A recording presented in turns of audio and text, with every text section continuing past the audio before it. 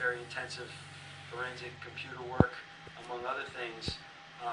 But I think that even many of the defendants we arrested are now facing extradition from other countries. They're not yet in our custody fully, and we'll see what happens with those and see how well extradition works. There are obviously some countries out there that will not extradite people for these crimes too, and so that's going to pose issues also. And it's difficult to wait for people to travel when until they travel to a country where you can arrest them and then extradite them.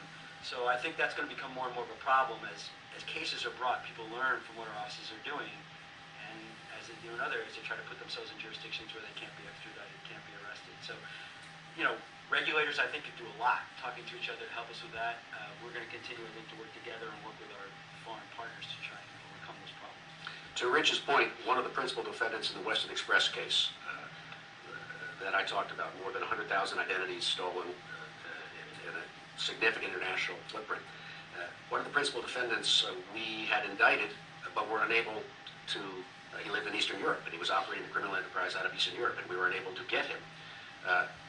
We had a notice in Interpol on his travel, and the only reason we were able to pick him up is because he took a vacation in Greece, and he decided to get a little sun, and went to Greece, and he was apprehended. Got some heat too. And so that just speaks to this is a completely international crime. And I think if you speak with any experts on cyber fraud, they're going to tell you that the world of cybercrime is global, and many of the primary actors victimizing the United States are not on U.S. shores, and they are in distant places, which makes it very difficult for us to identify them, let alone prosecute them. I want to open it up to my colleagues to ask a few questions, but I'll ask one more just out of personal interest. How do you deal with, when it comes to asset forfeiture in these cases, how do you deal with seizing the proceeds of a crime when the proceeds are often bitcoins or other virtual currency?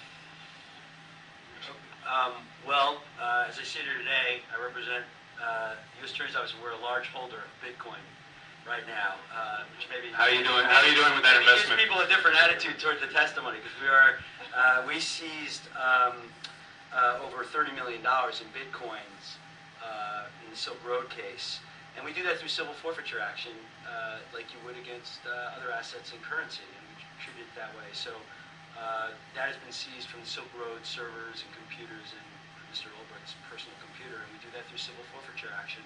I think it's an important thing to do. No one should keep the proceeds of crime, virtual or otherwise, and so we've seized it, and we hold those, and we also seize websites. We seized all the illegal websites that we could in Silk Road and Liberty Reserve. We did that, and we forfeit the businesses and whatever we can forfeit. So that's how we do it. We seized it and treated it like regular currency. Are there specific challenges, though, because it's digital and it's got a private key potentially with it? I mean, there are. Might be getting too technical. There are some challenges, but we're able to, overcome that, the encryption that was necessary, and so we are holders of bitcoins. I don't even want to address that. I don't want to affect the market in bitcoins in any way. You're a big holder now. In addition to some of the entities that you both discussed today, are there other types of actors or entities in this space that you think will participate integrally in the criminal virtual currency cases? I don't know how to really define the universe of actors, but there are people who are stealing, anyone who is around the globe in the market for stolen identities, and then there are people on the front end who are penetrating businesses and stealing identifications, and people on the ground in various countries helping to steal. So it's a very broad-based group of actors, and I'm not sure how to define them. So I think that's right. What the district attorney's saying about people who also will commit crimes to bring money into the system. And within that virtual currency system, if you look at the cases, there are some third parties that are important to their functioning. So the currency exchangers, the ones that are located around the world, sometimes that are here, are important. At some point, dollars get turned into bitcoins.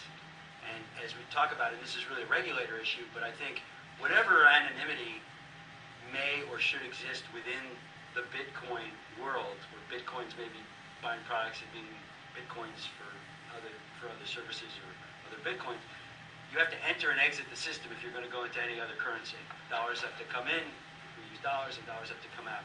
And so you have a chance to know what's going on at these exchangers where people are entering the system and coming out of the system. So it's almost like you can get ID going in and coming out, even if you're not, ID is not going on within it, which is a problem that the district attorney was also talking about.